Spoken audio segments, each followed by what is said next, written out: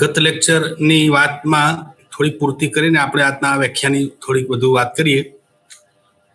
ગયા લેક્ચરમાં આપણે એક નવા મુદ્દાની વાત શરૂ કરેલી અને એ મુદ્દો હતો સોશિયોલોજીકલ થિંકર્સ, એટલે સમાજશાસ્ત્રીય વિચારકો. થોડીક ભૂમિકા બાંધીને વાત કરીશું. સમાજશાસ્ત્રના વિકાસના જુદે જુદે તબક્કે સમાજશાસ્ત્રમાં વિશેષીકરણ અને વિભેદીકરણની પ્રક્રિયા જન્મી અને એના પરિપાક રૂપે સમાજશાસ્ત્રમાં વિભિન્ન શાખાઓનો પ્રાદુર્ભાવ થયો. આજે આપણે કહ્યું કે સોશિયોલોજી ઇઝ આ બનિયન ટ્રી, એક મોટું ઘટાદાર વટવૃક્ષ હોય એ પ્રકારની એની વિકાસની આપણને બધી જે બ્રાન્ચીસ છે એના આધારે સમજણ પ્રાપ્ત થાય છે. પણ વાત એ છે કે એ શક્ય બન્યું કેવી રીતે? આજે સમાજશાસ્ત્રનો આટલો બધો જે વિકાસ થયો એ વિકાસની પાછળ કયા પરિબળો જવાબદાર છે? તો એની વાત આપણે ગયા લેક્ચરમાં જે વાત કરી હતી તે કે વિભિન્ન પ્રકારના વિજ્ઞાનોમાં જેમ જેમ નવા નવા સંશોધનો થાય, નવી શોધખોળો થાય, નવા વ્યાખ્યાલો, નવી વિભાવનાઓમાં જેમ જેમ ઉમેરણ થાય તેમ તેમ એના જ્ઞાનમાં ઉત્તરોત્તર વૃદ્ધિ થાય અને વિષય વસ્તુના જુદા જુદા પાસાઓમાં જે વિશેષ અભ્યાસો થાય એમાંથી આ પ્રકારની ભિન્ન ભિન્ન શાખા ઉપશાખાઓ નિર્માતી હોય છે.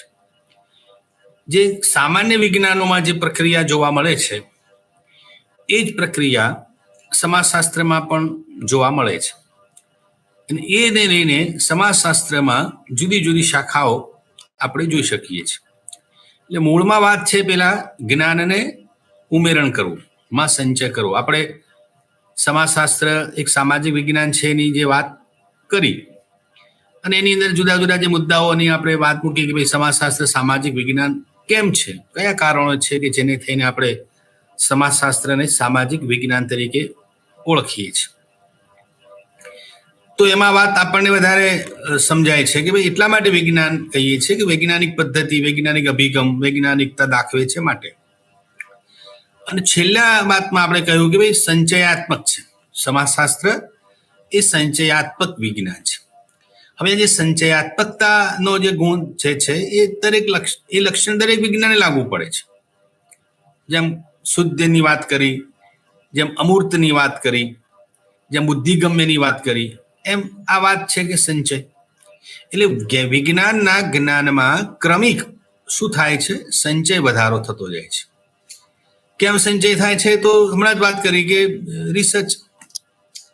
અને રિસર્ચની જે પરિભાષા છે એની અંદર આ જ વાત આપણે કહી છે કે કોઈ પણ જ્ઞાન સંશોધનને સંશોધન કેવા કઈ વાત સામાન્ય સંશોધનની શાબ્દિક વાત વ્યાખ્યા શું હોઈ શકે? તો એ વ્યાખ્યા આપણે કહીએ કે ભાઈ સંશોધન એટલે પ્રવર્તમાન જ્ઞાનમાં વૃદ્ધિ કરતું મૌલિક પ્રદાન એ સંશોધન છે. એટલે જે તે વિજ્ઞાનનું જે એક્ઝિસ્ટન્સ નોલેજ છે, જે પ્રવર્તમાન જે જ્ઞાન છે તે પ્રવર્તમાન જ્ઞાનમાં વધારો કરતું પણ કેવું હોવું જોઈએ? મૌલિક. મૌલિક એટલે પોતાનું, એટલે એમાં સંશોધનાત્મક જેને કહી શકીએ તે પ્રકારના જ્ઞાનને ઉમેરણ કરતું હોય એટલે સંશોધન. એટલે પેલી વાત પેલી ઉપકલ્પનાના ઉદ્ભવથી માંડીને ઉપકલ્પનાની ચકાસણી અને આખી જે વાત જે છે માહિતી એકત્રીકરણ, માહિતી પૃથ્થકરણ અને અંતે એનું જે ફલિતાર્થો જે છે આખી પ્રોસેસ છે જેને આપણે સોશિયોલોજીકલ પ્રોસેસ તરીકે, રિસર્ચ પ્રોસેસ તરીકે ઓળખીએ છીએ. તો એને અંતે આપણને જે પ્રાપ્ત થાય છે, જે દોહનમાં મળે છે, દેટ ઇઝ થિયરી. સંશોધનને અંતે ઉપકલ્પના સાચી કે ખોટી.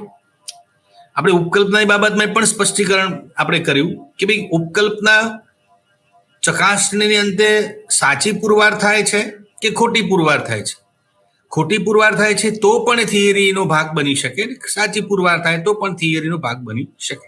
એટલે મૂળ વાત છે ચકાસણી. સાયન્ટિફિક વે થી એની ચકાસણી કરવી એ બહુ મહત્વની બાબત છે. અને પરિણામ સ્વરૂપે આપણને એક થિયરી પ્રાપ્ત થાય છે, સિદ્ધાંત પ્રાપ્ત થાય છે. હવે આજે થોડીક જે વાત કરવી છે, આપણે સમાજશાસ્ત્રીય વિચારકો કે ચિંતકોની વાત કરીએ તે પહેલા અને સમાજશાસ્ત્રીય વિચારકોનો જે સંદર્ભ જે છે આ તો છે એમનું કન્ટ્રીબ્યુશન. આજે આ બધા સોશિયોલોજીકલ પિલર્સ જેને કહીએ છીએ, સોશિયોલોજીકલ રૂટ્સ જેને કહીએ આપણે, બૌદ્ધિક રૂટ, ઇન્ટેલેક્ચ્યુઅલ રૂટ્સ જેને આપણે શબ્દ વાપર્યો, બૌદ્ધિક મૂળિયાઓ.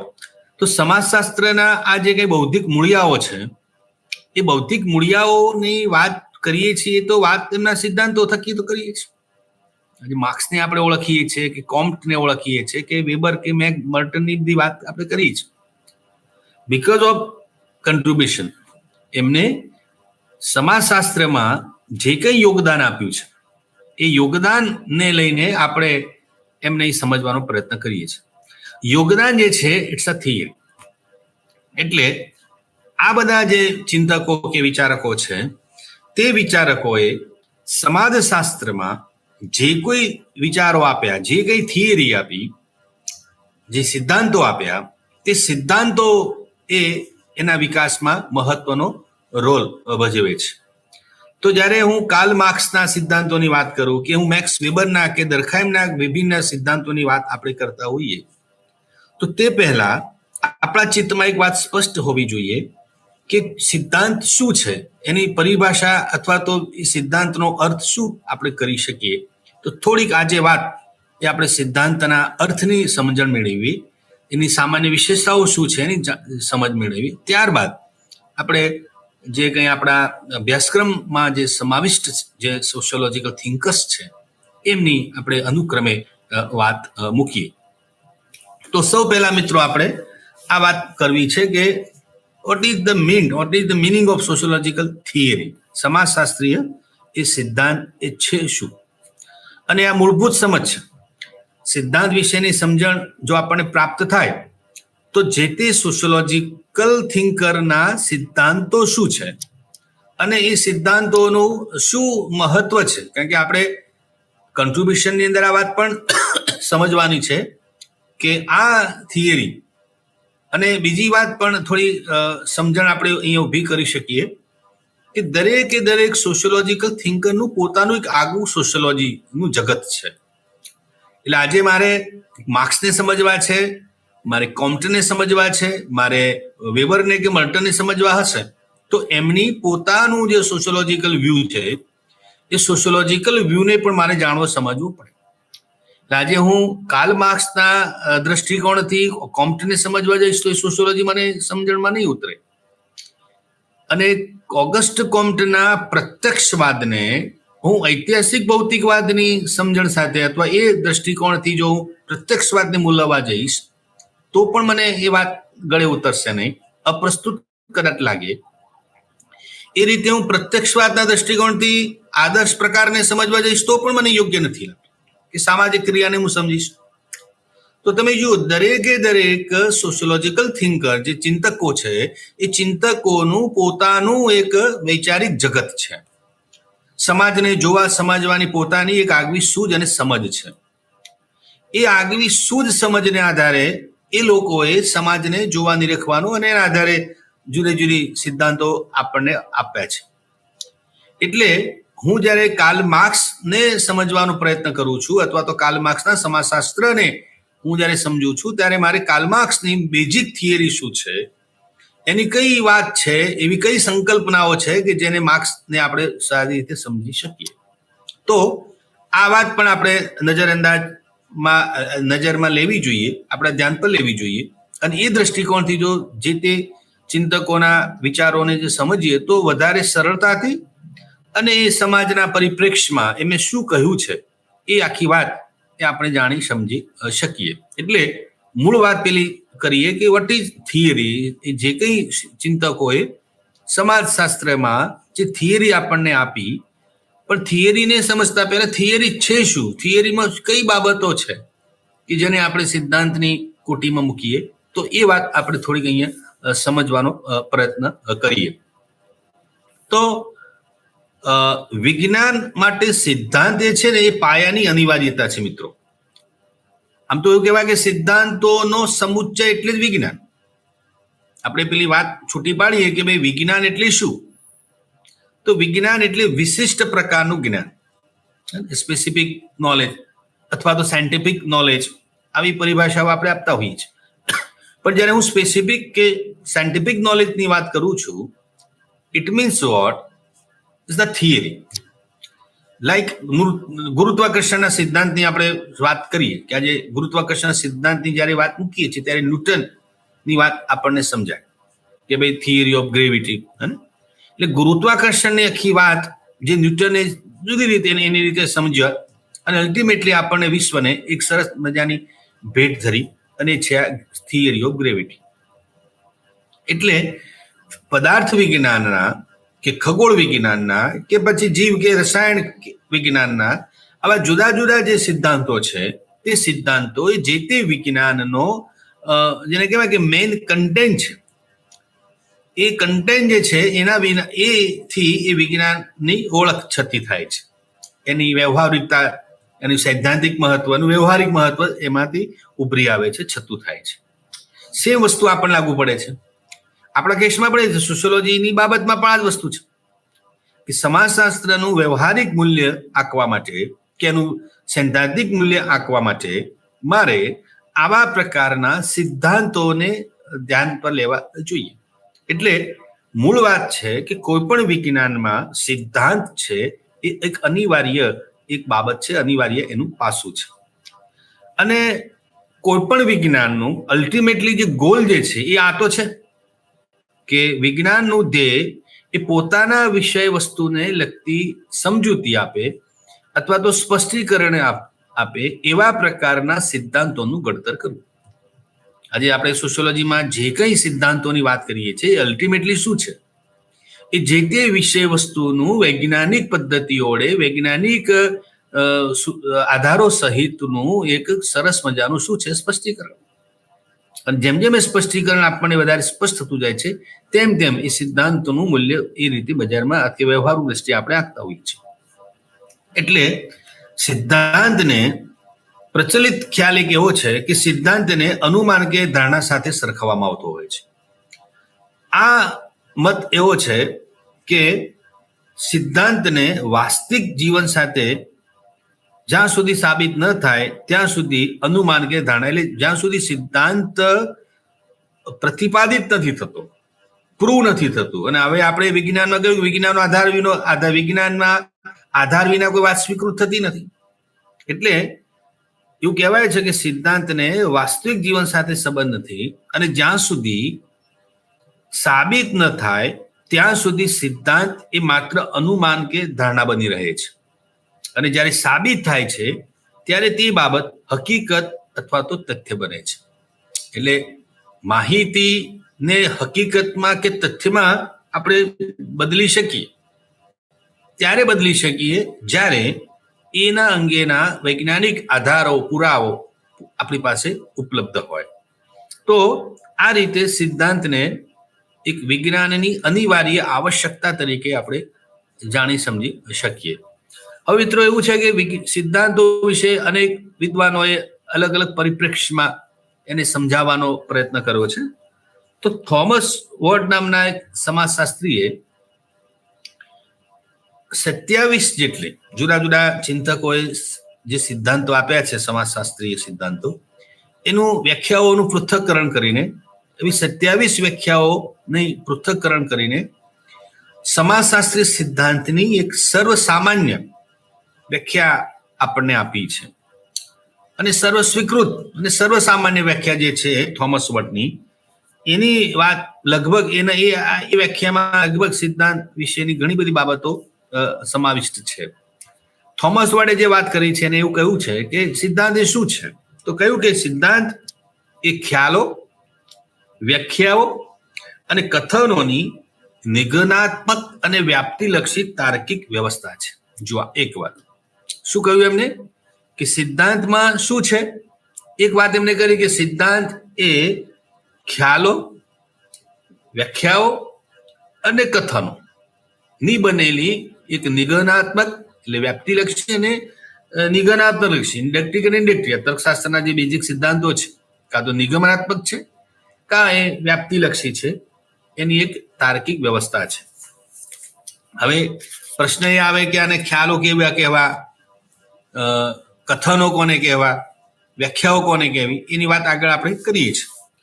બીજી વાત એટલે એના આધારે કે આ તાર્કિક વ્યવસ્થા છે કે જે ઘટનાના બે કે તેથી વધુ પસંદગીયુક્ત પાસાઓ વચ્ચેના સંબંધને પ્રશ્ન કરે છે અને જેના ઉપરથી કસોટી થઈ શકે તેવી ઉપકલ્પનાઓને આપણે પ્રાપ્ત કરી શકીએ છીએ, મેળવી શકીએ છીએ. એટલે મૂળ વાત શું છે કે સિદ્ધાંત એ શેનો બનેલો છે? ખ્યાલો, વ્યક્તિની તાર્કિક વ્યવસ્થા છે. બીજી બાબત એમને શું કહી કે આ તાર્કિક વ્યવસ્થાને આધારે ઘટનાના બે કે તેથી વધુ પાસાઓ વચ્ચેનો સંબંધ આપણે સ્પષ્ટ જોઈ શકીએ છીએ અને આ તાર્કિક વ્યવસ્થાઓ પરથી ચકાસણી થઈ શકે તેવી ઉપકલ્પના કે ધારણા જેને કહી શકીએ છીએ આપણે પ્રાપ્ત કરી શકીએ છીએ.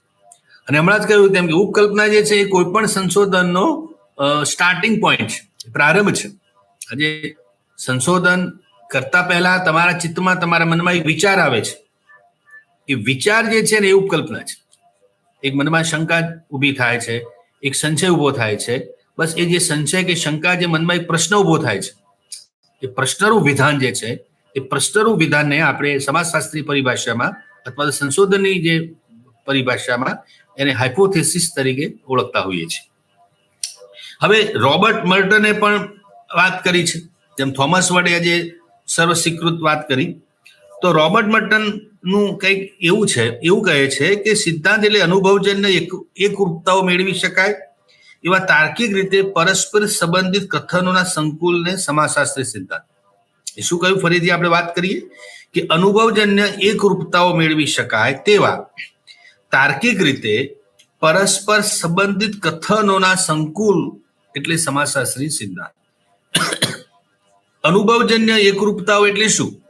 તો કે ચકાસી શકે તેવી ઉપકલ્પનાઓ અને કથનો એટલે હકીકતો વચ્ચેના સત્યમૂલક વિધાન. એટલે કથન એટલે હકીકત વચ્ચેનું સત્યમૂલક વિધાન.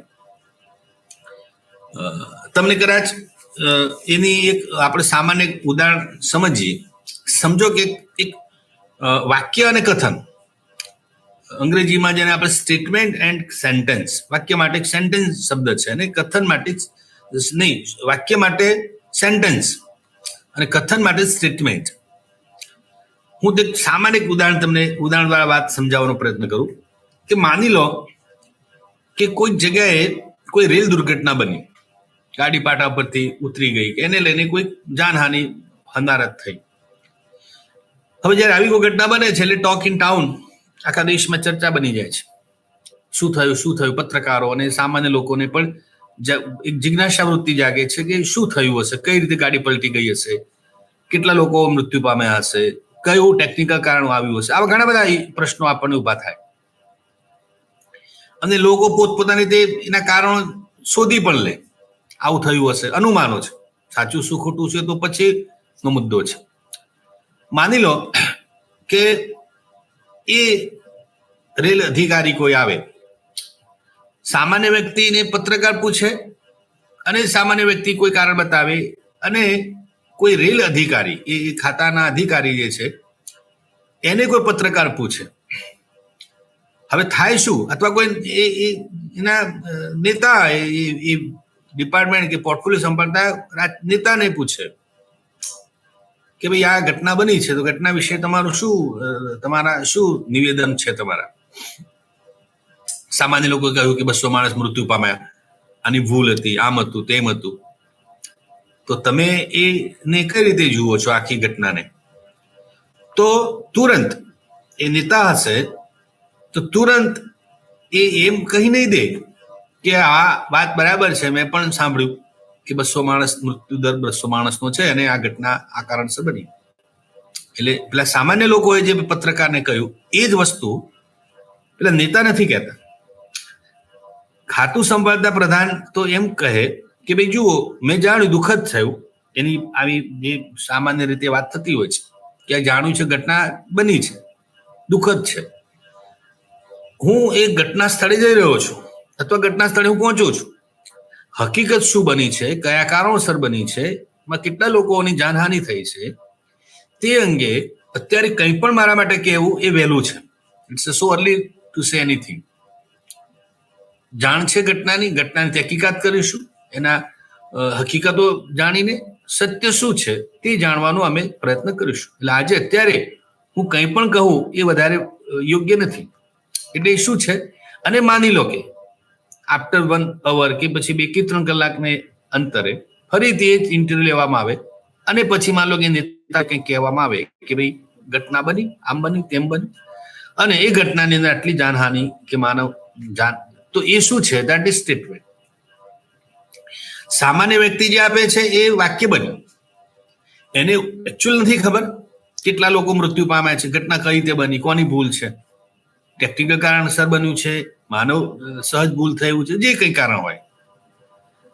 આ વસ્તુ, આ ટેમ્પરામેન્ટ સામાન્ય હોય છે મિત્રો. અમે માત્ર ઘટનાને તમે નાનકડી ઉદાહરણ સહિત સમજાવ્યું, પણ સામાન્ય લોકો કોઈ પણ આજે સમાજની અંદર કંઈ પણ બને છે, સામાજિક ઘટના બને, કોઈ આર્થિક ઘટના બને, કંઈ ને કંઈ બને, તો એ ઘટનાના કયા કારણો છે, શું છે, પરિણામ શું આવે, એની બાબતમાં લોકો તુરંત એનો પ્રત્યુત્તર કે પ્રતિભાવ આ રીતે આપી દેતા હોય છે.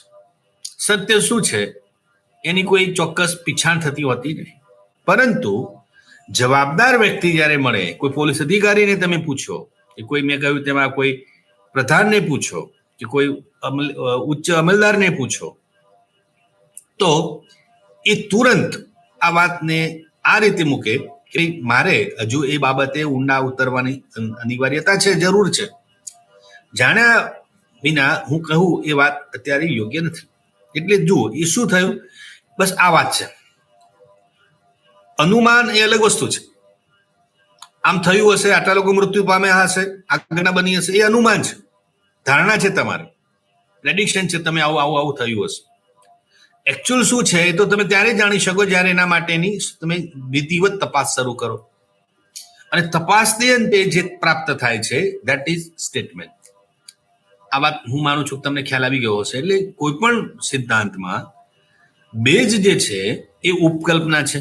કારણ કે કોઈ એક તમારે કોઈ વિષય ઉપર સંશોધન કરવું છે, એ સંશોધન કયા વિષય ઉપર કરવું છે, કયા પરિપ્રેક્ષમાં કરવું છે, એ માટે આપણા સૌના, એ જે કોઈ રિસર્ચર હોય એના ચિત્તમાં આ વાત મહત્વની છે કે કઈ બાબત પર ફોકસ મારે થવાનું છે, અને હું ફોકસ થઈશ તો મારે પછી એની સાયન્ટિફિક એના જે ટૂલ્સ છે એ ટૂલ્સનો ઉપયોગ કરીને એની મારે તપાસ કરવી જોઈએ. અને હું જ્યારે સાયન્ટિફિક ટૂલ્સ વડે જ્યારે તપાસ કરું છું ત્યારે એને આપણી સારી સમજમાં, સારી વાતમાં એને સિદ્ધાંત તરીકે ઓળખીએ છીએ. આ વાત આપણે સમજી લીધી.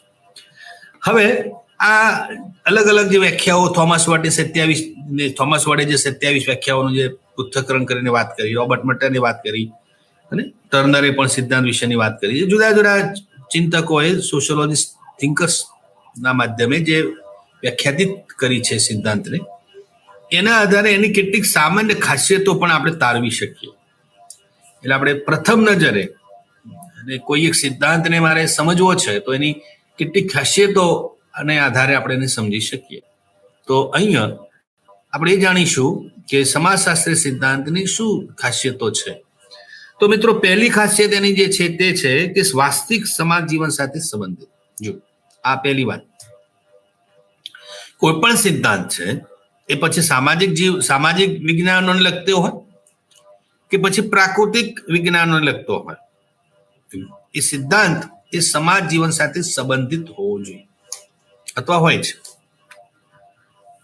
હું તમને એક ઉદાહરણ આપું કે ભાઈ આ સમાજશાસ્ત્રીય જે સિદ્ધાંત છે એ વાસ્તવિક સમાજ જીવન પ્રત્યે જોવાની આપણી દ્રષ્ટિ પર આધારિત છે. એટલે હવે તમને કદાચ પેલી વાત સમજાશે કે ઓગસ્ટ કોમ્ટની પેલી વાત જે છે કે ભાઈ દાર્શનિક દ્રષ્ટિકોણથી કે ધાર્મિક દ્રષ્ટિકોણથી સમાજને જોવા સમજવાની જે રીત છે એ ઉચિત નથી. આપણે ત્યાં સમાજને જોવા સમજવાના આ પ્રકારના હતી સમજ, અને તમે સમાજને કયા રીતે જુઓ છો પેલી વાત નહીં, કયા ચશ્મા પહેરીને તમે નિરખો છો ઘટનાને. એટલે આ વાત ઓગસ્ટ કોમ્ટે સમય કહી હતી. ફ્રાન્સની જ્યારે ક્રાંતિ થઈ ત્યારે આને સમાજશાસ્ત્રના પ્રાદુર્ભાવમાં જે વિચાર જન્મ્યો આતો છે કે ભાઈ કેવળ દાર્શનિક, ધાર્મિક નૈતિક દ્રષ્ટિકોણથી સમાજને જોઈએ તો એ બાબત સાયન્ટિફિક એપ્રોચ. પ્રત્યક્ષવાદ એ શું છે? ઓગસ્ટ કોમ્ટે જેમ કાર્લ માર્ક્સનો દ્વંદ્વાત્મક ભૌતિકવાદ જેટલો મહત્વનો છે સમાજને સમજવા માટેનો, એવો જ મહત્વનો પ્રત્યક્ષવાદનો સિદ્ધાંત પણ છે. એમાં તો મેક્સ વેબરની આ બધી, અને મિત્રો આ પ્રત્યક્ષવાદ છે કે ઐતિહાસિક ભૌતિકવાદ છે કે આદર્શ પ્રકાર છે, એ બધી જ પદ્ધતિઓ છે વૈજ્ઞાનિક સમાજને જોવા, સમજવાની, જાણવાની. It's a way of, it's a tool, scientific tool. હવે પ્રત્યક્ષવાદ ના પ્રણેતા તરીકે કોમ્ટને આપણે જાણીએ છીએ, તો પ્રત્યક્ષવાદમાં કોમ્ટે આ તો વાત પૂકી છે કે જ્ઞાનેન્દ્રિયો દ્વારા સમાજને જોવા, સમજવાની રીત, વૈજ્ઞાનિક પદ્ધતિ. પ્રત્યક્ષવાદ એટલે જ વિજ્ઞાનવાદ, પ્રત્યક્ષવાદ એટલે જ વિજ્ઞાન. એની પ્રત્યક્ષવાદ અને વિજ્ઞાનની એને પરસ્પર ઉપમા આપી છે. અને વિજ્ઞાનવાદમાં એને શું કહ્યું છે કે વિજ્ઞાનવાદમાં એટલે શું, તો કે સમાજને જોવા, સમજવાનો પેલો દાર્શનિક નહીં, દાર્શનિક દ્રષ્ટિકોણ નહીં, પરંતુ વૈજ્ઞાનિક દ્રષ્ટિકોણ. વૈજ્ઞાનિક દ્રષ્ટિકોણ એટલે શું? આ વાસ્તવ જ્ઞાનેન્દ્રિયો દ્વારા જે કંઈ આપણે જ્ઞાન, એમાં તુલનાત્મક પદ્ધતિ પણ વાપરી શકીએ, ઐતિહાસિક પદ્ધતિનો ઉપયોગ પણ કરી શકીએ, વ્યક્તિ તપાસ પણ હોઈ શકે, જે કંઈ આપણે સોશિયોલોજીકલ સર્વે અને સોશિયોલોજીકલ જે મેથડ્સ છે, બધી રિસર્ચ મેથડ્સ એ બધી છે. એના આધારે જ્યારે સમાજને આપણે જોઈએ, સમજીએ છીએ, ત્યારે વાસ્તવિક જ્ઞાન પ્રાપ્ત થાય છે. એટલે કોઈ પણ સમાજમાં વાસ્તવિક સમાજ કેવો છે એ જાણવું, સમજવું છે, તો તમારે આ પ્રકારની થિયરીના માધ્યમે, એટલે સિદ્ધાંત આપણે શું છીએ, આપણે આ કઈ રીતે વર્તન કરીએ છીએ, સમાજની અંદર શું બને છે, આપણી આ દુનિયા કેવી છે, એ અંગેનું આપણને જટિલ જ્ઞાન જે છે આપણને આ સિદ્ધાંતોના માધ્યમે પ્રાપ્ત થાય છે. સમાજને આપણે કઈ રીતે જોઈએ છીએ, કઈ રીતે સમજીએ છીએ, કઈ રીતે એનું આપણે સ્પષ્ટીકરણ કરીએ છીએ, એની સાથે સમાજશાસ્ત્રીય સિદ્ધાંતોનો સંબંધ છે. એટલે તમે સમાજને કેવી દ્રષ્ટિકોણથી, કેવા પ્રકારના પરિપ્રેક્ષથી સમાજને જુઓ, સમજો છો, એ આખી ચર્ચા અથવા એ આખો મુદ્દો સમાજશાસ્ત્રીય સિદ્ધાંતને સ્પર્શે છે. એટલે હવે પેલી વાત હમણાં જ મેં તમને કરી કે કોમ્ટને જાણવો, સમજવો છે તો જુદો અભિગમ, માર્ક્સને સમજવા છે તો જુદો અભિગમ, વેબરને સમજવા છે તો જુદો અભિગમ. એટલે મારું કે તમારું આજે આખું આને માત્ર કેવળ ભારતીય સમાજના અનુસંધાને વાત નહીં, વૈશ્વિક કે વિશ્વના જે કંઈ સમાજો છે અને વિશ્વના સમાજોના, માનવીય સમાજોની જે કંઈ તરા છે, જે પેટર્ન છે, ઢબ છે, એ ઢબને મારે જાણવી, સમજવી છે. તો આવા પ્રકારના સોશિયોલોજીકલ જે થિયરીઝ છે અને એને આધારે આપણે વધારે જાણી શકીએ. એટલે આ વાત બહુ મહત્વની છે કે સમાજશાસ્ત્રીય સિદ્ધાંતને વાસ્તવિક જે તમને કદાચ ખ્યાલ હશે કે આપણે જયારે પેલી સમાજશાસ્ત્રની વિશેષતાઓની જયારે ચર્ચા કરતા હતા, ત્યારે એક મુદ્દો આપણે એમાં કહ્યો હતો કે ભાઈ સમાજશાસ્ત્ર એ હકીકત લક્ષી વિજ્ઞાન છે, શુદ્ધ વિજ્ઞાન છે, હકીકત લક્ષી વિજ્ઞાન છે, આવા બધી વાતો કહે. શુદ્ધ વિજ્ઞાન એટલે શું? Knowledge four knowledge. જે વિજ્ઞાનને જ્ઞાન પ્રાપ્તિમાં રસ છે, એ વિજ્ઞાનને આપણે કયું વિજ્ઞાન કહીએ છીએ? શુદ્ધ.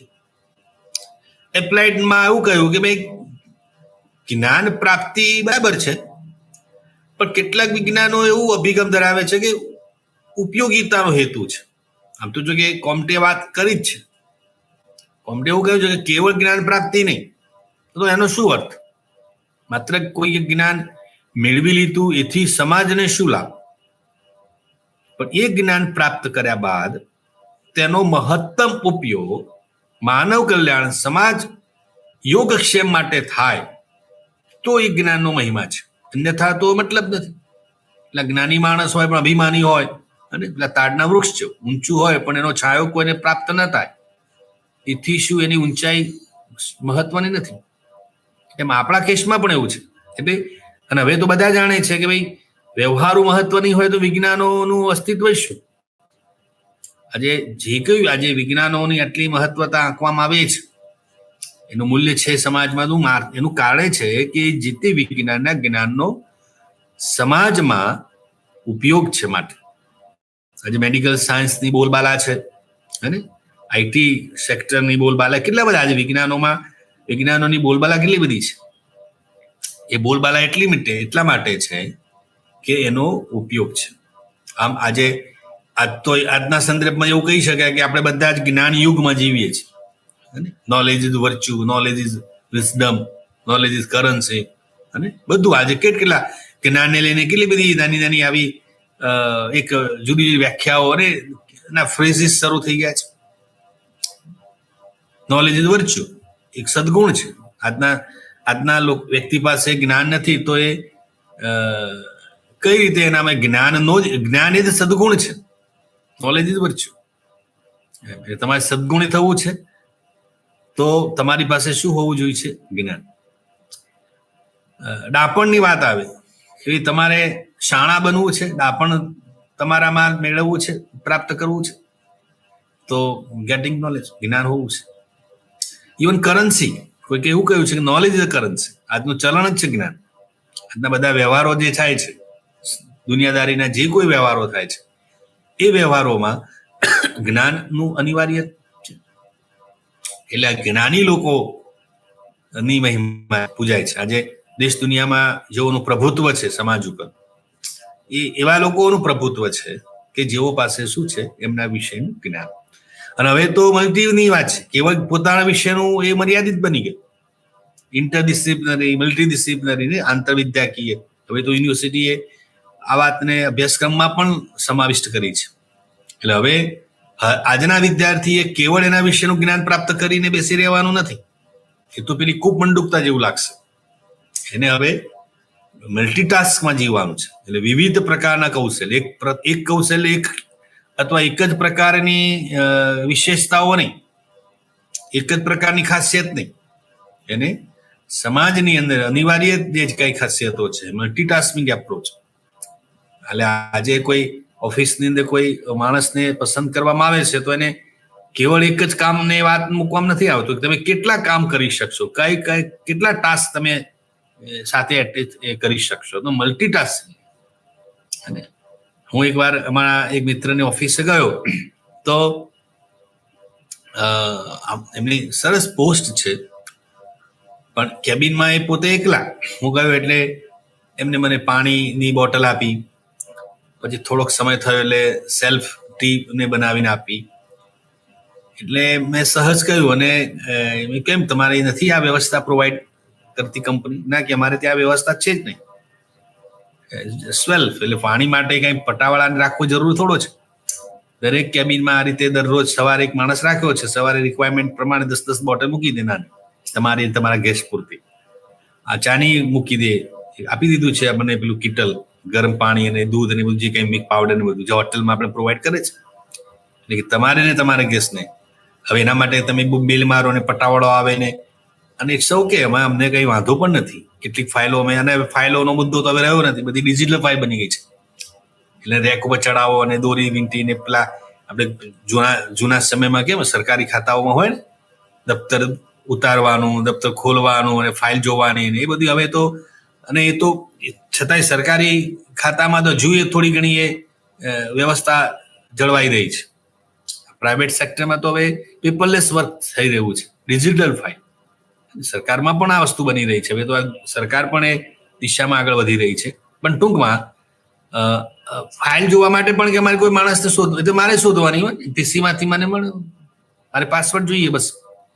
એટલે મેન પાવર, અને બધા તો અમને આ બધી ક્વોલિટી અમને પાર્ટ ઓફ ટ્રેનિંગમાં આવી જાય છે. અમને જ્યારે એપોઇન્ટમેન્ટ આપવામાં આવે તે પહેલા અમને આ જાણ કરી દેવામાં આવતી હોય છે કે તમારે આ પ્રકારની સજ્જતા, તમે કહેશો હું બોસ છું ને હું ઓફિસમાં મારી આજુબાજુ બે પટાવાળા હોય ને હું રિંગ મારો આવી જાય ને એ બધી હવે બેલ મારવાનું ને બધું તો જૂની પ્રથા થઈ.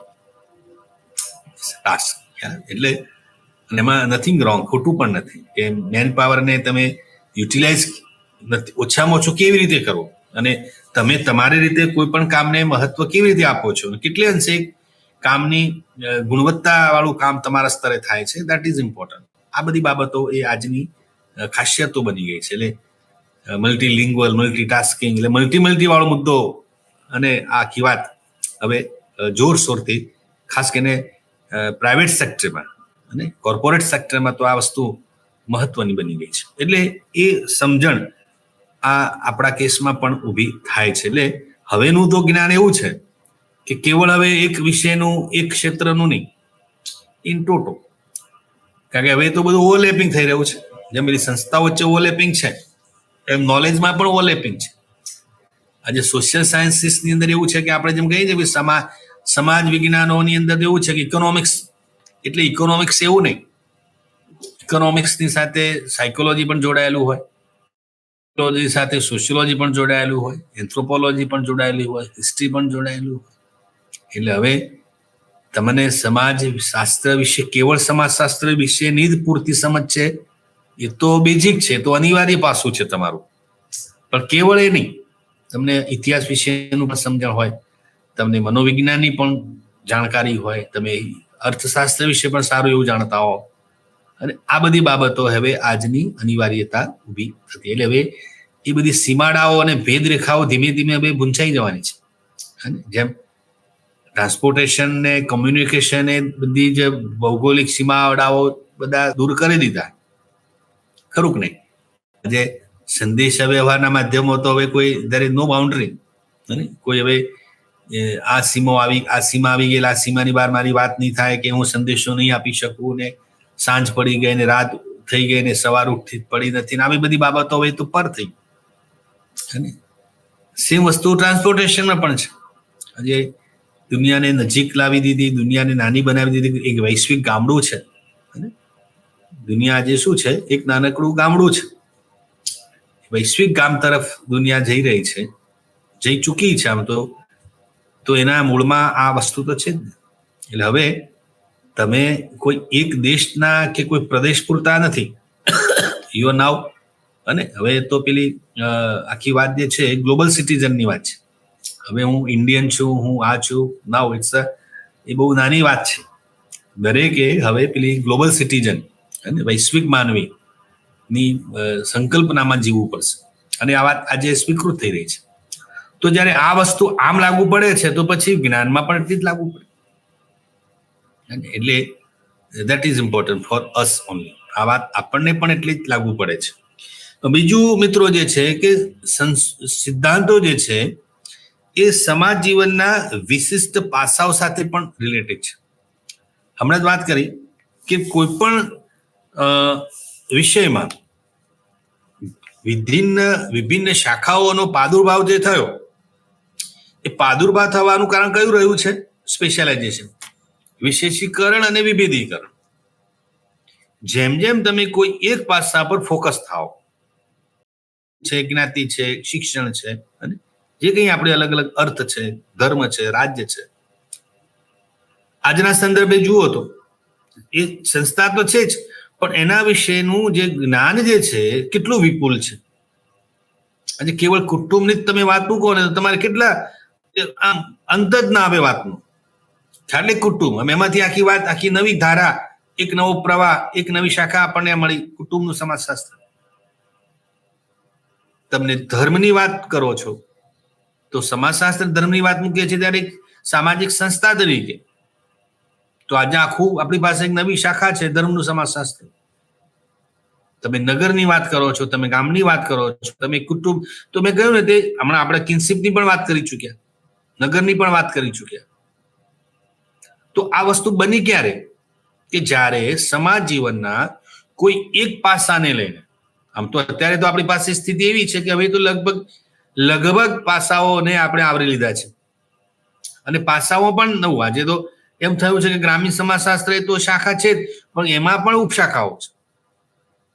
ખેડૂતોનું આખું સમાજશાસ્ત્ર છે, ખેત મજૂરોનું આખું સમાજશાસ્ત્ર છે. તો તમે જુઓ રોજ નિત નવા એમાં પણ એ નગર સમાજશાસ્ત્રમાં પણ છે. સોશિયોલોજી ઓફ અર્બન પ્લાનિંગ નગર સમાજશાસ્ત્રની જ એક શાખા છે. તો તમે જુઓ કે કેટલા બધા, અને આ બધી બાબતો એમસથી થોડી થાય છે. કેટલા બધા, અને રોજ તમે ખાલી સર્ચ કરો ગૂગલમાં, કેટલી બધી નવી શાખાઓ પ્રશાખાઓ આપણને નવાઈ લાગે, અથવા તો તમને લાગે આ વિષય સોશિયોલોજીમાં સમાવેશ થઈ શકે. શું આ સમાજશાસ્ત્રના વિષય વસ્તુનો હિસ્સો હોઈ શકે? અને એની આખી શાખા છે, એનું સ્પેશિયલાઇઝેશન છે. તો આ પ્રક્રિયા તો નિરંતર ચાલવાની છે અને ક્રમશઃ વૃદ્ધિ પામે છે. આજે આ નવી એજ્યુકેશન જે પોલિસી છે એમાં કેટલી બધી વિદ્યાર્થીઓને આ વસ્તુ તો મળવાની છે, ચોઈસ, કે નવા નવા વિષયો, નવી સમાજશાસ્ત્રમાં પણ કેટલું નાવીન્ય એમને પ્રાપ્ત થવાનું છે. એ નાવીન્ય પ્રાપ્ત થવાનું છે એ મળે છે ક્યાંથી? From there. આ વસ્તુ એટલે રિલેશનની તમે વાત કરો ને, કોઈ એક મુદ્દાને હવે એમાં તમે જુઓ એનું કેટલું ઊંડાણ આપણે ભેદતા જઈએ છીએ. એક સમય આપણી પાસે એક સપાટી સુધીનું જ્ઞાન હતું, ઉપર છેલ્લી જેને તરલતા જેને ઉપર છેલ્લી વાત હતી, એટા ગ્લાસ જેને આપણે કહીએ. આજે એવું નથી. આજે એવું એટા ગ્લાસ કહેવાનો તો સવાલ જ રહેતો નથી. આજે દરેક ક્ષેત્રનું, દરેક પાસાનું ઊંડાણપૂર્વકનું અને વૈજ્ઞાનિક જ્ઞાન આપણને ઉપલબ્ધ છે. અને જે કોઈ જ્ઞાન ઉપલબ્ધ છે એના અભ્યાસોને લગતું આપણી પાસે સોશિયોલોજીની એક શાખા છે, સોશિયોલોજી ઓફ યુથ લો. એક સમય આપણે હવે યુવાનોનું એક ઘટના, પહેલા સમયમાં સ્ત્રીઓની જ્યારે વાત કરીએ છીએ, એવા તો કેટલા વિજ્ઞાનો છે સોશિયોલોજીના કે જેમાં સોશિયોલોજીની આવી ચોક્કસ પ્રકારના પાસાઓને લઈને વાત થતી હોય. તો એ અર્થમાં છે કે સમાજશાસ્ત્ર સિદ્ધાંતને વિશિષ્ટ પાસાઓ સાથે સંબંધ છે. પછી સમાજશાસ્ત્રીય સિદ્ધાંત પરિપ્રેક્ષ્યોનો સમૂહ છે. જો આ પણ એક બહુ મહત્વની એની વિશેષતા છે. વૈજ્ઞાનિક approach, scientific temper, scientific attitude. Without scientific temper not possible for theory. કોઈ એક સિદ્ધાંત તરીકે એની પ્રસ્થાપિત થવું છે, અથવા તો એને આપણે સિદ્ધાંતની પરિભાષામાં મૂકીએ છીએ, એ કોટીમાં મૂકીએ છીએ, it means vote? It self scientific, inbuilt છે. વૈજ્ઞાનિક પરિપ્રેક્ષ્ય વિના તો સિદ્ધાંતોનું પ્રતિપાદન તમે કેવી રીતે કરી શકો? એ આત્મા જેવી વાત છે. શરીર છે પણ આત્મા ના હોય તો એટલે એ વાત છે. પછી સમાજશાસ્ત્ર સિદ્ધાંતને પ્રશ્નના ઉત્તર સાથે સંબંધ છે. WS ની વાત કરી હતી ને કે ભાઈ, અને આ બધું આ જગત જે છે ને, પેલું કહે છે ને કે જગત વિચારોનું બનેલું છે, વસ્તુઓનું નહીં. વસ્તુઓ તો એ મેન્યુફેક્ચરિંગ બાબત છે. કોઈ એક મશીનમાં એને ઢાળી દેવામાં આવે તો પ્રોડક્ટ બની જાય છે, મશીન અથવા તો એની જે વ્યવસ્થા હોય તે. ઇટ્સ અ મેન્યુફેક્ચરિંગ મેટર એવું કહે છે. પણ ધ મેઇન બાબત, જે બેઝિક બાબત જે છે, ઇટ્સ અ થોટ, એ વિચાર.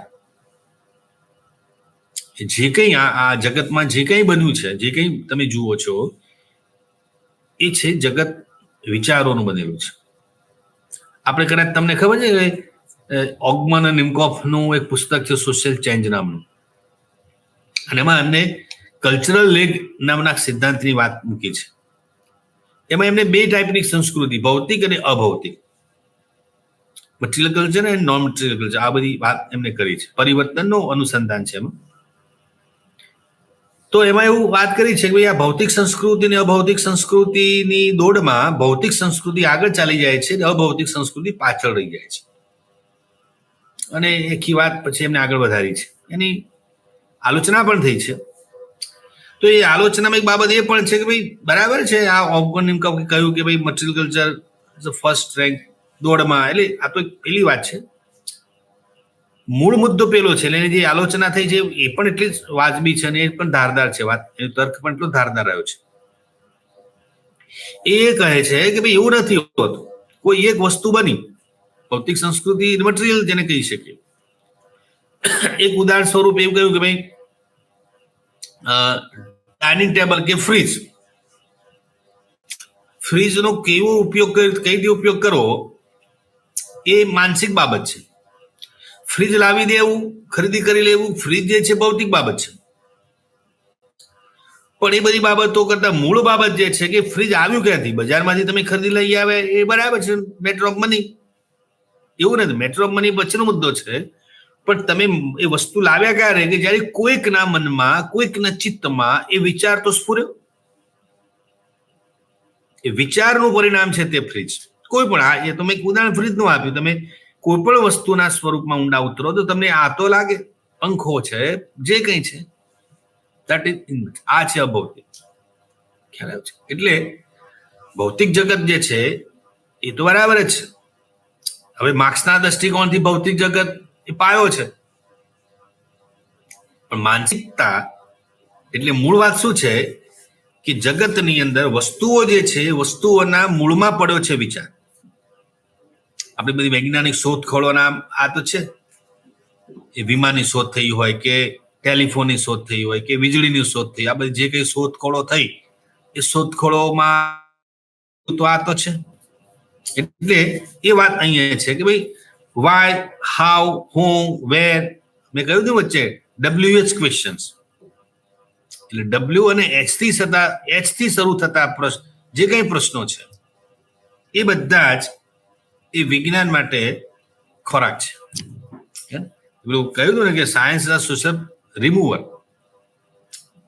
સોશિયલ પ્રોબ્લેમ જે છે એ પ્રોબ્લેમ રિમૂવર ને કેમ સમસ્યા નિવારક કહ્યું છે ને. હવે સોશિયોલોજી કે કોઈ પણ વિજ્ઞાનને સમસ્યા નિવારક એટલે ગરીબી, બેકારી, ભૂખમરો એ સંદર્ભ નથી, એ તો બરાબર છે. પણ આ વસ્તુ વાય અને હાઉ, સ્પષ્ટીકરણ માંગી લેતા વિધાનો, ખુલાસા માંગી લેતા વિધાનો, એ વિજ્ઞાન માટે શું બની જાય છે? પડકાર, ચેલેન્જ.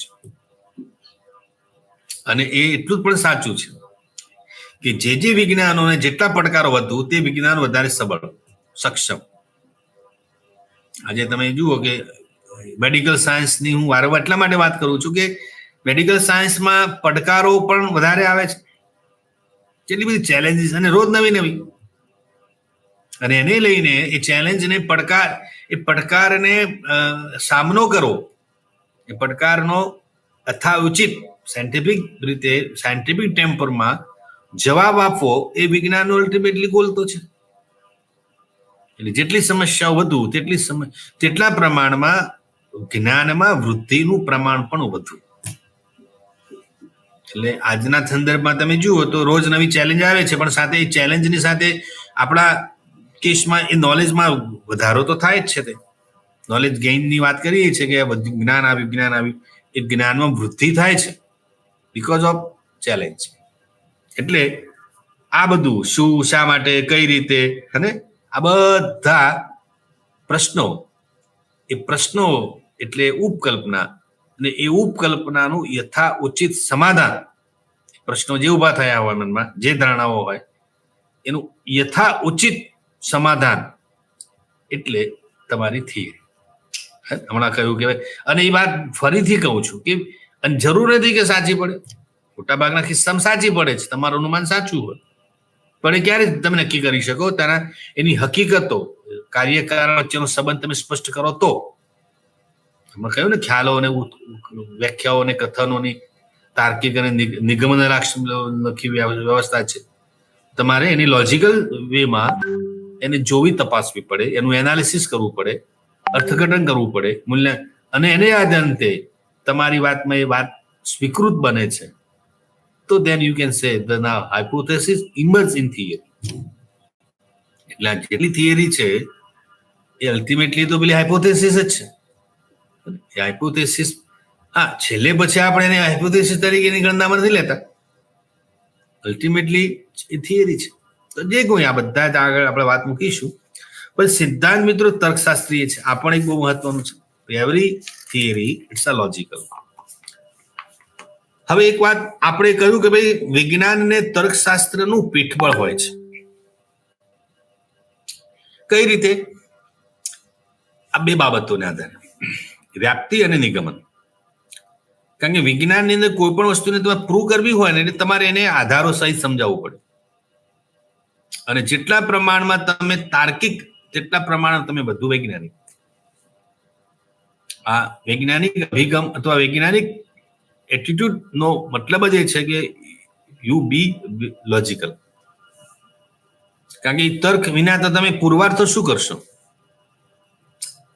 પરંતુ તર્કશાસ્ત્ર અને વિજ્ઞાન વચ્ચે આ એક બાબત છે સામ્ય, પેલામાં પણ દલીલો, આમાં પણ દલીલો.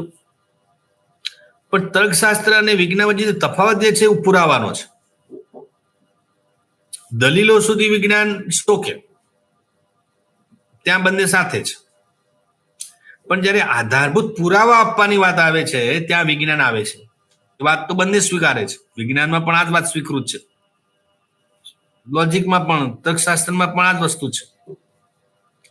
પરંતુ તર્કશાસ્ત્ર એ નથી કહેતું કે કેમ એવા વાદળોમાં શું બને છે, અથવા વાદળ એવું શું છે કે જેને લઈને વરસાદ લાવે છે. એનો કદાચ ખુલાસો તર્કશાસ્ત્ર ન પણ આપે, બની શકે, કારણ કે તો દલીલોની જ ચાલે છે. આમ હોય તો આમ, પણ આમ કેમ હોય એનો ખુલાસો વિજ્ઞાન અથતઈથી એ આખી સમજણ સાથે વરસાદ કેમ પડે છે, એ આખી પ્રક્રિયા કેવી રીતે, વરસાદની પ્રક્રિયા, એ વરાળ, પાણીમાંથી વરાળનું બાષ્પીભવન, ઘનીભવન, કે બધી પવન, એ આખી જે પ્રોસેસ છે વરસાદની, એ આખી પ્રોસેસ આપણને અથતઈથી, એટલે પ્રારંભથી માંડીને અંત સુધી with all kind of evidence આપણને વિજ્ઞાન સમજાવે છે. આ એક ખાલી વાત, આ માત્ર મેં તમને વરસાદની વાત, એટલે તમે જુઓ, લોજિક છે, લોજિક વિના વિજ્ઞાન, પણ વિજ્ઞાન તો લોજિક વિના ચાલતું જ નથી. પણ લોજિકની સાથે સાથે પુરાવા પણ છે. એટલે તર્કશાસ્ત્ર અને વિજ્ઞાન વચ્ચે તફાવત, સામ્યતા ઘણી બધી છે. અમે કહ્યું તેમ દલીલોની બાબતમાં ઘણી બધી સામ્યતા છે. જ્યાં સ્પષ્ટીકરણ આવે છે, જ્યાં તમે વિધિવત જેને કહી શકાય ખુલાસા જે કરવાના હોય છે, એ ખુલાસામાં વિજ્ઞાન આગળ રહે છે. અને વિજ્ઞાનમાં તો આપણે આગળ પણ કહ્યું, વિજ્ઞાનમાં ખુલાસા વગર કોઈ વાત સ્વીકારાતી જ નથી. એવિડન્સ, એવિડન્સ, એવિડન્સ, પુરાવા, પુરાવા. અને જ્યાં સુધી પુરાવો નથી મળતો ત્યાં સુધી વિજ્ઞાનમાં કોઈ વસ્તુ સ્વીકૃતિ પણ નથી પામતી.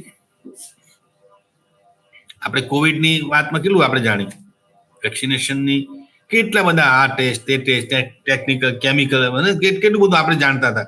અને લોકોને તાલાવેલી હતી, જિજ્ઞાસા નથી, આમ સતત શ્રદ્ધા હતી કે ક્યારે વેક્સિનેશન આપણને મળે, ક્યારે એ આપણે એનાથી પ્રોટેક્ટ થઈ જઈએ. ઉતાવળ કેટલી બધી, આ ટેસ્ટ, કેટલા બધા માનવ, છેલ્લે તો ક્લિનિકલ ટેસ્ટ પછી માનવ ટેસ્ટ સુધી વાનકાઈ તો કરવું પડે. કારણ કે કેવળ કેમિકલ પ્રોસેસ કે રાસાયણિક પ્રોસેસ કરી લીધી એટલે કામ પતી ગયું નહીં. એ જે કંઈ માનો વેક્સિન બની એ માનવીઓને આપીએ અને એના ટેસ્ટ કરીએ, એમાંથી એની જે આડઅસરો શું થાય છે, અથવા તો લાભ, જે આપણે જેના માટે જે લાભ હેતુસર આપણે એની આ કર્યું છે, એ ફલિત એમાં થાય ખરું.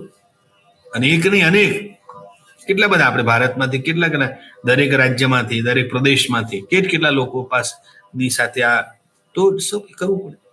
એના વિના શક્ય નથી ટેસ્ટિંગ. એટલે હકીકતલક્ષીતા, પદ્ધતિસરતા અને ચકાસણી જન્યતા. પદ્ધતિસરતા એટલે મેથોડોલોજી. અને કોઈ પણ વિજ્ઞાનને વિજ્ઞાન કહેવાનું એક વજૂદ આ તો છે. અનુભવજન્યતા, ચકાસણીજન્યતા અને પદ્ધતિસરતા, આ 3 પાયાની બાબતો છે. એટલે કોઈ પણ વિજ્ઞાન મેથડથી વિજ્ઞાન ઓળખાય છે.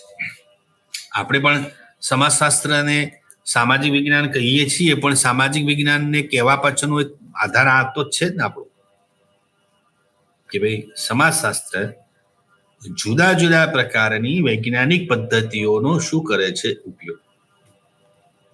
સામાજિક સર્વેમાં પણ આ જ વાત કરીએ છીએ. પ્રશ્નાવલીની વાત હોય, મુલાકાતની વાત હોય, નિરીક્ષણની વાત હોય, વ્યક્તિ તપાસ હોય, તુલનાત્મક હોય, ઐતિહાસિક હોય, બધા બાબત. અને દરેકે ડગલે ને પગલે વૈજ્ઞાનિકતા તો ડગલે ને પગલે ક્યાંય જોખમાય નહીં. વૈજ્ઞાનિકતા યથાર્થપણું એનું ન જોખમાય. યથાર્થપણું એટલે એની કોન્ક્રીટનેસ. એટલે પદ્ધતિ ઇટ્સ અ એસેન્શિયલ, બહુ અનિવાર્ય બાબત છે. નંબર 2, માત્ર પદ્ધતિ નહીં, પદ્ધતિનો ઉપયોગ કરીને પછી એની અનુભવજન્યતા પણ તપાસવી પડે. અનુભવની અરણે એ જે કંઈ તમે જ્ઞાન મેળવ્યું છે, જે કંઈ તમે પ્રાપ્ત કર્યું છે, એની પાસે શું કરવાનું છે? અનુભવની એરણે તપાસવાનું છે, ચકાસવાનું છે. અને એમાં જો તમે ખરા ઉતરો તો બરાબર છે. એટલે ચકાસણી ન થાય અને આ જે કંઈ જ્ઞાન આપણને મળે છે, જ્ઞાનને આપણે આપણી પ્રયોગશાળા કહીએ કે આપણા વૈજ્ઞાનિક જે કંઈ આપણા અવલોકનો છે એમાંથી એને પ્રોસેસ થતો કરવી પડે, અને એમાંથી અંતિમ પ્રોસેસમાંથી પસાર થાય એ પછી આપણે એને ઘોષિત કરતા હોઈએ છીએ કે યસ આ છે અમારું. એટલે આપણે ચંદ્રયાન લેન્ડ થયું, પણ એક શબ્દ બોલવો કે ચંદ્રયાન, ભારતનું ચંદ્રયાન ચંદ્રની ધરતી પર લેન્ડ થયું સેફલી, આટલું વિધાન રજૂ કરતા પહેલા કેટલા પૃથ્થકરણોને, કેટલા પરીક્ષણોને, કેટલા બધા વૈજ્ઞાનિકોની, કેટલા બધા કલાકોની મહેનતને ત્યાં વિધાન રજૂ થયું છે. ચકાસણી તો બધું તમે બધા મિત્રો જાણતા હશો. કથન પદ્ધતિસરતા એટલે ઇટ શુડ બી મેથ. અને હવે બીજું એવું છે કે દરેક વિજ્ઞાનની જે પદ્ધતિઓ છે એમાં થોડી ભિન્નતા છે. પ્રાકૃતિક વિજ્ઞાનો જે પદ્ધતિઓ અનુસરે છે તે પદ્ધતિઓ આપણે અનુસરી શકતા નથી, કારણ કે એ મર્યાદા છે આપણી. ખાસ કરીને સામાજિક વિજ્ઞાનોની એક મર્યાદા છે કે સામાજિક વિજ્ઞાનો ભલે એમ આપણે કહીએ કે ભાઈ સમાજશાસ્ત્ર સમાજ જીવનનો અભ્યાસ કરે છે, માન્ય. અર્થશાસ્ત્ર આર્થિક જીવનના અભ્યાસ સાથે સંકળાયેલું છે, માન્ય.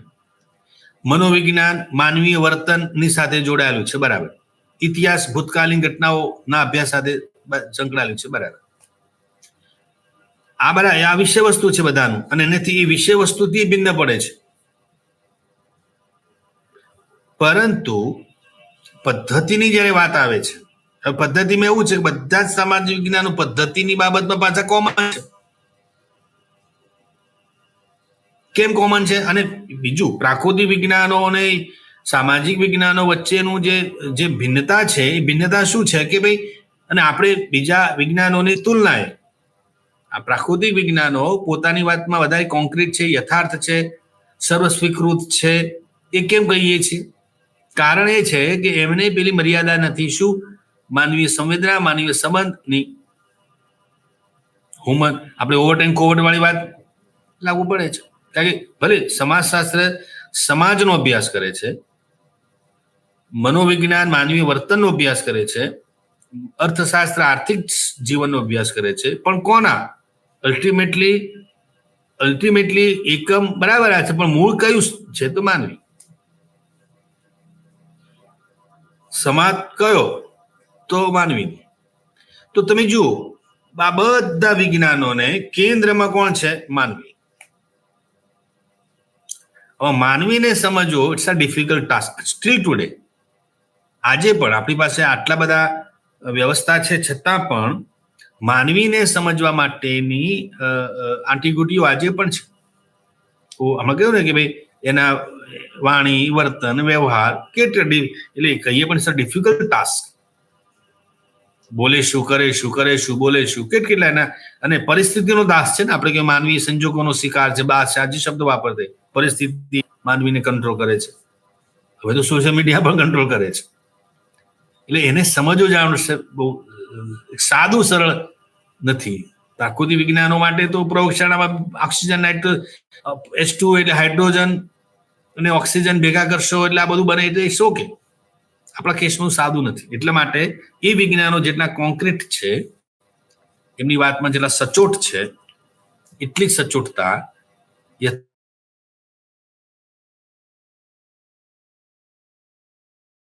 વિજ્ઞાનો પદ્ધતિસર નથી, એ પદ્ધતિનો ઉપયોગ નથી કરતા. ના, વૈજ્ઞાનિક પદ્ધતિની બાબતમાં તો all science is very much common.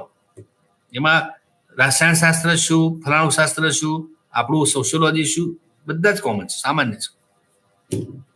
And last but not least, દરેક વિજ્ઞાન, દરેક સિદ્ધાંત એ કથનાત્મક છે. કથન એટલે મેં હમણાં કહ્યું કે ઘટના કે પરિસ્થિતિના સત્યમૂલક વિધાનો. એટલે કોઈ ઘટના બને, એના કાર્યને સપાટી ઉપર આવે છે, જે નવનીત પ્રાપ્ત થાય છે, દેટ ઇઝ કોલ્ડ સ્ટેટમેન્ટ. બરાબર? તો આ વાત મેં તમને કરી કે સિદ્ધાંત કોને કહેવું અને સિદ્ધાંતની સામાન્ય લાક્ષણિકતાઓ કઈ છે. એટલા માટે મિત્રો કહી કે હવે પછી જે આપણે વાત મૂકીશું એ જુદા જુદા વિશેષ કરીને કાર્લ માર્ક્સના જે સિદ્ધાંતો છે એની સમજ જ્યારે મેળવીશું તો હવે સિદ્ધાંત શું છે એની વાત હું માનું છું કે આપણને આટલી પૂરતી છે. હવેના વ્યાખ્યાનમાં કાર્લ માર્ક્સે સમાજશાસ્ત્રમાં કયા કયા સિદ્ધાંતો આપ્યા છે અથવા તો આ જગત કાર્લ માર્ક્સને કઈ રીતે ઓળખે છે એની વાત હવે આવતા વ્યાખ્યાનમાં કરીશું. ઓકે.